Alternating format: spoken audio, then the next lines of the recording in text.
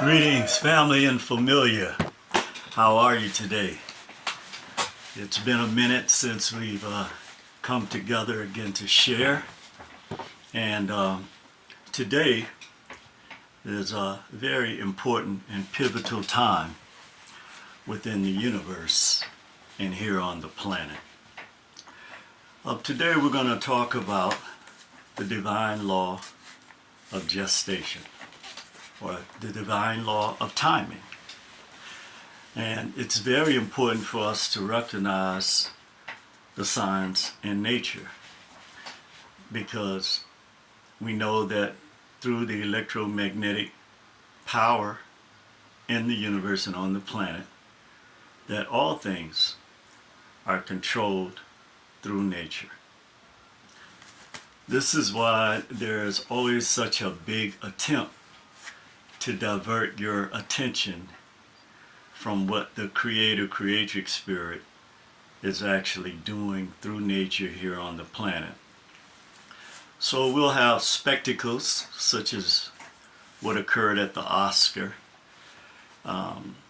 just at the Oscars, just to divert your attention from the reality of the timing that nature has brought forward. We'll begin our lesson today talking about the cosmic egg, because this is where our attention needs to be focused at this time. So before we begin our series and our lesson, as always, this is the Academy of Nature. This is our Natureversity series. We have our two spokes animals, Paco the parrot and Willie the wolf. And front and center, while your attention is being diverted, is because Dagnesh is the one that ushers in this new divine timing in nature. You know, I try to stay away from politics in the sense that I know that it's just the same old game where people are, playing with your emotions, going back and forth with different insignificant things that are never addressed, at the level of the people, where, the everyday issues that we have to live with and deal with are never truly confronted and dealt with. But rather, it's more of a spectacle to, divert people's attention from the reality of what's really going on and the reality of what the Creator now is bringing into fruition and manifestation right in front of our eyes. We all know that we have a sister that's qualified to be a judge on the highest court in the land. And you have to go back to the history of this country to really comprehend what's going on at the deepest level. What's interesting to me is the parts that I did see is you have a group of privileged, wealthy white males who have always benefited from the generational, or the passing down of generational wealth, which 92% of it was created by our ancestors. We already know that the number one commodity and the first commodity in this country were slaves on Wall Street. This is a history that we know, but many of us are unaware of. So what was very interesting to me is when you listen, it's the same code words and the same language if you go back and watch a film on slavery, that's being used, but it's being used in a different venue, and it's being used by the new tonality and the grafting of words, which in the English language, a bastard language that you can use 6 different ways to actually deceive someone or manipulate them.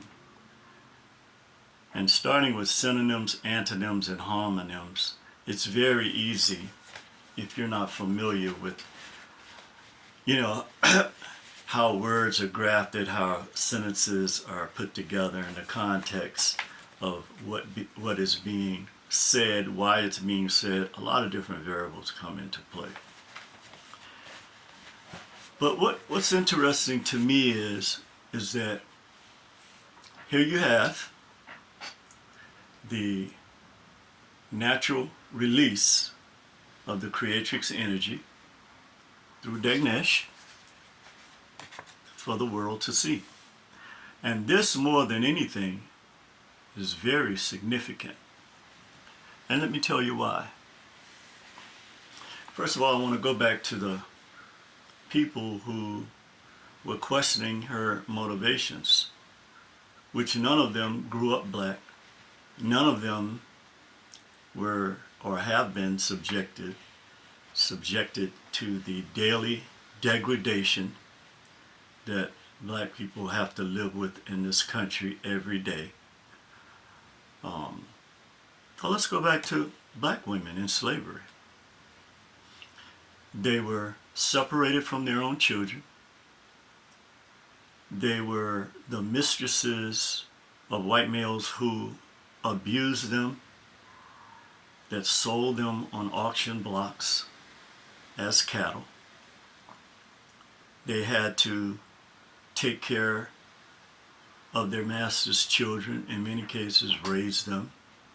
They had to cook their food. They had to deny their own ethical and moral compasses of righteousness, which all black women have inside of them. All melanated women. That's natural. And then go back and look their husband and their families and their children in the face after these horrific acts have been perpetrated against them. Not only that, they had to work the fields like men. They had to pick as much cotton. They were beaten with the lash. They were, there's unspeakable, just horrific. And this is why, in a sense, this is why they don't want the horrors of slavery to be known. There are so many things that I could talk about, but I want to keep this focus on the task at hand today, which is to show that nature has now opened up a vortex of retribution against all of the evil actions that have been perpetrated against our sisters. And so now we look at this spectacle being played out. And I always use our curriculum at the Academy of Nature to explain the lesson in which we are discussing. Here, this is why it's so very important for us to teach our own children, because they are not being taught the truth about who they are, what transpired before them, and what the cosmic energy that exists inside of them means. So here we see Dagnesh, who is the oldest DNA on the planet, that was given the cosmic egg. And Dagnesh received the conscious seeds from the Creatrix. And these seeds were planted here on this planet before there was any type of invasion of black lands, before there were any other people besides black people. And that when she opened the cosmic portal, it allowed us to comprehend all things in creation. And this process took about 9,000 years. Keep in mind that black people have been on this planet for at least 250,000 years that we can record through fossils, even though we know through carbon dating, and Dr. Shake Hanty joke that Dagnesh's DNA is well over 3.5 million years old. And why this image is important for young black and melanated kids to view is that regardless to how you paint our sisters, regardless of how you try to degrade her, she stands on the shoulders of our great ancestors, such as Harriet Tubman.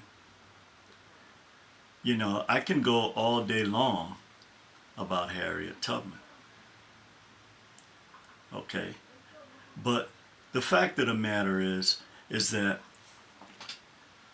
this is the time in which has been designated by the creative spirit in nature to manifest all things.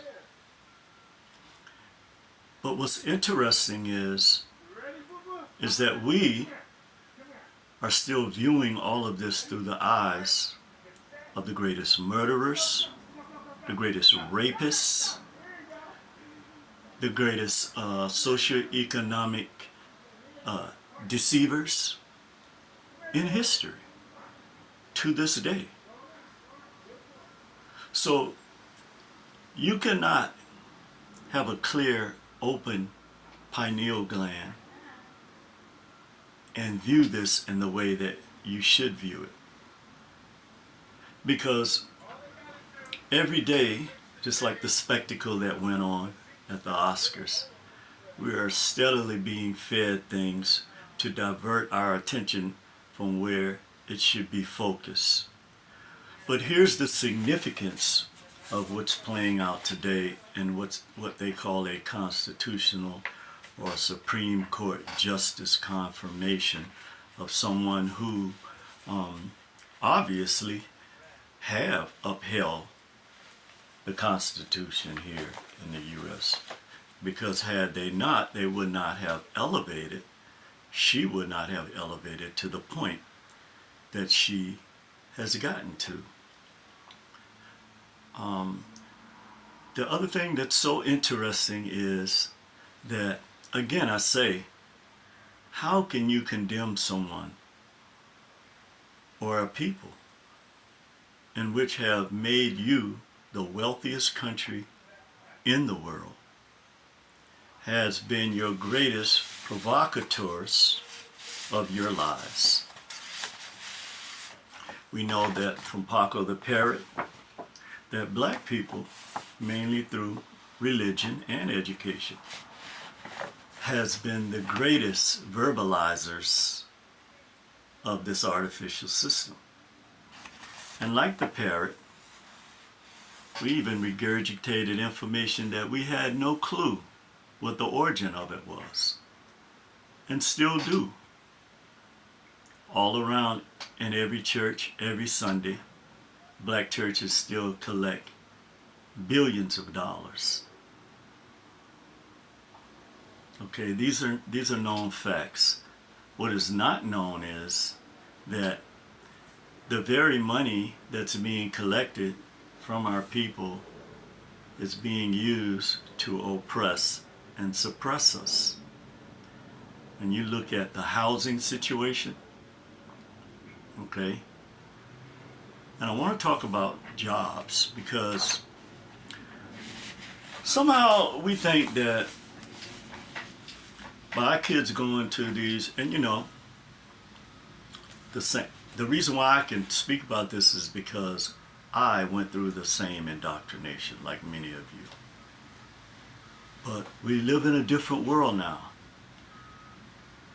Not only do we live in a different world, we live in a time of manifestation of all the divine laws, which you, as carbonated 360-degree beings with 6 electrons, 6 protons, and 6 neutrons, are at the heart and center. You are the atom, the pulse of everything that happens on the planet. But your mind has been captivated. You are 3/4 of the world. You're 3/4 of the world. But your mind has been captivated like a genie. Okay? And the only way that's ever going to change is that, and you hear me speak about this all the time, is that we have to have a cocoon experience. And by now, I'm sure many of you have studied what a cocoon experience in nature is. And it's very important to recognize that if you continue to go down this road without taking the responsibility of now talking to our kids and teaching them the truth about who we are, what we have experienced, and what we're up against, what we're fighting against. Because the clock is going to be turned back on us, and it's going to be turned back on us because of the socio-economic situation that we are facing. Yes, we have come a long way. Many of us have mortgages or have had mortgages or housing or what have you. But as a friend who works for a title company told me, we don't own any deeds to any land in this country, any lands. But we're fed this lie that we have progressed, when in fact we have not. So let's talk about why we have not progressed. One of the main reasons is we are still satisfied with the type of cars we ride in, with the type of clothes we wear, the type of Gucci bags we carry. These are things that, once you come out of the birth canal, that you should be able to move beyond. Because at the end of the day, when it really comes down to it and a crisis really hits like it's gonna hit, all of that stuff, you might as well put gasoline on it and throw a match on it. It's not gonna help you. It has no value at all. I remember back in the day when I was growing up, and we had our close-knit black families. They survived through what we know as the barter system, which our kids have no understanding of now. It means if you have sugar, I have salt. And if I got salt and you need salt and I need sugar, then we're trading. That is true wealth, okay? Now, you go ask somebody for some sugar, they look at you and laugh. Oh, that end don't even have sugar. It's an incredible situation that we must now begin to seriously attack and reverse. The other reason why Dagnesh is being attacked before us and before the world is because the release of this electromagnetic energy here, signifying the womb, So you have people artificially creating life. You have people artificially programming life. You have all of these things going on at the biological level. But keep in mind that they cannot manipulate the molecular or natural structure of the Creator. And here you are, Dagnesh. Here is the time you are receiving. This portal is open now. This is why you are under attack. And we must comprehend what's happening right now. Okay? You have to look at the universal code of 3, 6, and 9 because it is directly attached to you. This is why much of the warfare against our people begins long before this birth happens, before we are birthed into the world. Because all of the power of the universe is centered here in you. This is why you should never compare yourself to anyone, and that you were created for a purpose, in which that purpose has been harnessed by a system that uses it not only against you, but against your own people. And why is this significant? This is significant now that we're moving into this new electromagnetic warfare, that we must now look at the reality of what's happening. And if we continue to do the rah-rah, where we're just regurgitating everything and hoping and believing in things that cannot be manifested without the natural growth and development of who you are. These things are, someone asked me the other day if I believed in miracles. I said, brother, you are a miracle. I'm a miracle. Every black person you see walking around in America is a miracle. Do you know how many different ways that we've been tried to be exterminated and still are? Acts being perpetrated against us in the medical field, in every field you can think of. So for you to even make this kind of statement, it shows how far and how much we are detached from the reality of our situation. But so you will not forget, I taught a video on this lesson, and I'm going to revisit it because many of you responded to it in a favorable way. And I get it. These are things that are not comfortable for us to discuss, but when you're at war, you know, the bullets don't really ask you what your name is. The bombs, when they drop, they don't, they don't ask questions. They just come at you. But these are deliberate attacks to uphold a system that is crumbling, like ancient Babylon. And we're living in the sign of the times. And now you must begin to deal with why you have closed your pineal gland to the truth that the Creator has put, and Creatrix Spirit has put in your face. It cannot be denied any longer. So I did the video on the Creator versus God system.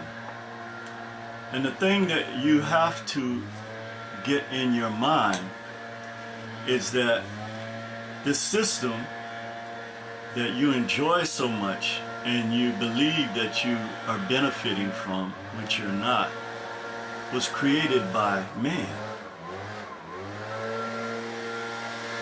Okay? I mean, the entire existence of our people here in this country have been under the domination of white Christian males. And I dare to say that as a result of that, we have experienced the most hellish conditions. You talk about third world countries. We're talking about third world consciousness, okay? Because third world consciousness supersedes third world existence. So this is why I brought the concept of the reverse cocoon experience to you, reverse metamorphosis. Instead of you going from a caterpillar to a butterfly, you're going from a butterfly back through the cocoon to a caterpillar. Let me say this. Black people were the inventors of just about every single thing that you see in this world today. The only difference is, and some of you that believe in the Bible, I'll quote this scripture so you'll have a comprehension of what I'm saying. There's nothing new under the sun. There's nothing new. It's just different players with the same playbook. I remember when I was a JV head coach, we were up against a team that I knew was better than us. But I also knew that if I did something unconventional and shook things up, that we had a possibility of winning that game. And I remember looking up in the stands and seeing a couple of parents just looking at me like they had just such a disappointed look on their face. And we were down by about 17 points at halftime. And we went into the locker room, and I told a few people this story. And, you know, when you have a playbook and a plan, you know, you want to stick to it because you've done the homework, you've scouted the other teams, best players, and how they formulate their game plan. And, you know, I had a good game plan. And one of my players came up to me and pulled me over in the corner. He said, "Coach, can I talk to you for a minute?" I was like, "Yeah. I don't have a whole lot of time. What do you want to say to me that you can't say in front of your teammates?" He said, "Coach, we can't run this game plan." He said, "They're better at this than we are." And I looked at him and something registered, and I said, "You know what? He's right. They are. They are better at the game plan that we have than we are." And so I said, "Okay, we'll shake it up a little bit. What we're going to pick up full court, and we're going to play playground basketball. We're going to get as many turnovers as we can get." And as soon as we went out in the second half, we got 4 straight turnovers. And we lost the game, but we only lost the game by 5 points instead of where we were headed, 17, 20 points. And it was a closely contested game. And, you know, I congratulated that player, and I said, "You know, you taught me something tonight." And this is the message that I want to put out to you, is that we have to throw away this playbook that we've been using. The same playbook that has been used against us from day one, where we are the source of all the wealth here, not only in the U.S., but globally. And we have not benefited one iota from the wealth in this country. We still own less than 0.5% of the land, which is the foundation of capitalism in this country. And, you know, you talk about equality. There will never be equality in this country. Do you know how long it would take just to come up, not even with the wealth of whites in the United States? You know how many centuries that would take? And then we would have to take into consideration that they're not growing economically at the same time, which is not going to happen. So you have to throw away the same playbook that you've been using. But just real quickly, the main point I was trying to make here was that you're worshiping the creature. Another one of your Bible references, you know, that we should be worshiping the creator rather than the creature, when you do the exact opposite. It's like a diabetic without insulin. What would happen if this system, which surely you don't see it yet, is slowly extracting everything from you? And so I want to get to the main point of what this means, is that yes, we need money to function in a capitalistic society. I'm not talking about that. I'm talking about the way that the money is generated. I know the relationships that black men and black women have in this country. Most of it is based on, what is projected as what the worthiness of an individual is. I know that. And I know what those elements are. But we have come to a point where this system that you have put all of your eggs into their basket is what's happening to you right now is that you're being fed a strong delusion, because behind the scenes it has already crumbled. And those who are in the economic world know this, have been telling us this for decades. But you're the one that's still not comprehending that now we must teach our children that they have to work together. They can't let a rap song separate them from working together. Okay? They can't let where they live separate them from each other. These are the same rules and the same game plan that has been used against us very effectively, that we must now, like I had to do in this game, get rid of. And it all starts at the root of who we are. It all starts here with Yeshua. They must learn the truth about this. I'll give you another example. Many people are unaware that the first image of a person having wings was Mayat. That is where that image of angels, what you know as angels, come from. And Mayat, the bringer of truth, righteousness, harmony, balance. These are all things that should be a part of the teachings of our children. Not to cut somebody else's head off to get money.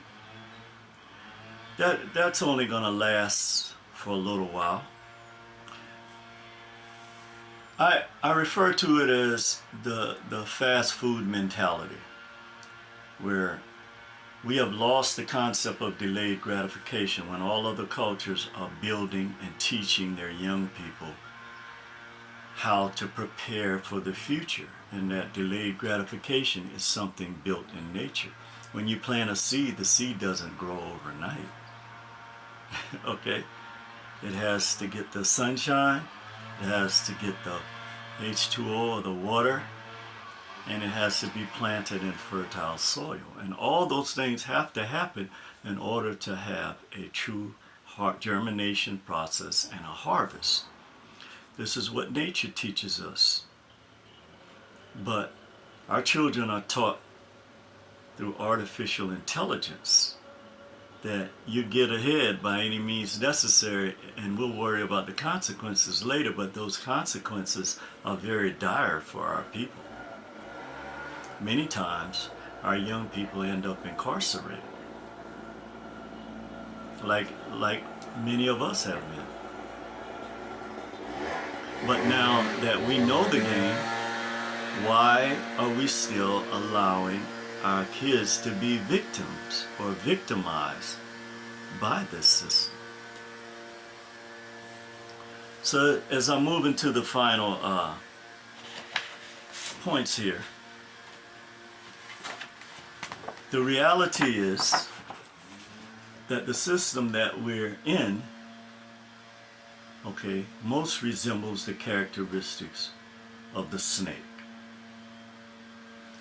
which is the venom of the snake is very poisonous. You have to have anti-venom. And what is anti-venom psychologically and spiritually? What does the word anti mean? Against. Okay, so you can't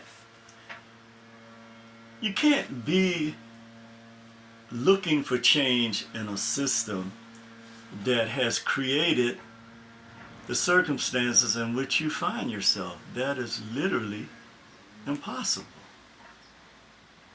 Like I heard someone say before, that's an oxymoron. It cannot be done. But where is this going to come from? Where is this new game plan going to come from? It's going to come from you. It's going to come from us. And so, finally, when you're bitten by a snake, you have a small window of time to survive. And you see this this sign that has caused so much of our menticide, which is really a trick, because this has no association to real wealth and ancestral value at all to people who comprehend and understand this. But it's the same people that's telling you to pull yourself up by your bootstraps when behind closed doors, they're putting together all of the money they can produce together against you. And then they have you fighting individually against each other because you don't like that I don't even want to say the word. You know what I mean. The other issue we must begin to do is stop regurgitating or repeating the things that we know represents the characteristics of a snake. You have to stop doing that. You have to stop doing that. And last but not least, what we saw at the Oscars, the Willie the Wolf mentality and reacting against your own brothers and sisters. This is the response that they want. Okay, unrational, no patience, emotional, will strike out. This is the response because this allows this to flourish. And finally, we go back to where we started with Dagnesh. Because once you see the attacks against Dagnesh, then you know now that the portal has opened. And now that it's open, we must walk through it. On pain of death, we must walk through this portal. Because the very same people who have upheld the killing and maiming of millions of people have the gall to attack our sister who has upheld this Constitution more than any of them. She's the most qualified candidate they have ever had. So what does that tell you? No matter how perfect you are or try to be in this system, you're still going to get these people attacking you. So I hope you enjoyed the lesson today, which really comes down to one thing, and that is that we must see the value in each other, irregardless to what our position in life is. But you know, we're so full of wanting to be accepted and to shine and to be acknowledged by people who have no intentions ever of allowing you, the natural man and woman, to enjoy anything that the creative, creatrix spirit has set before you.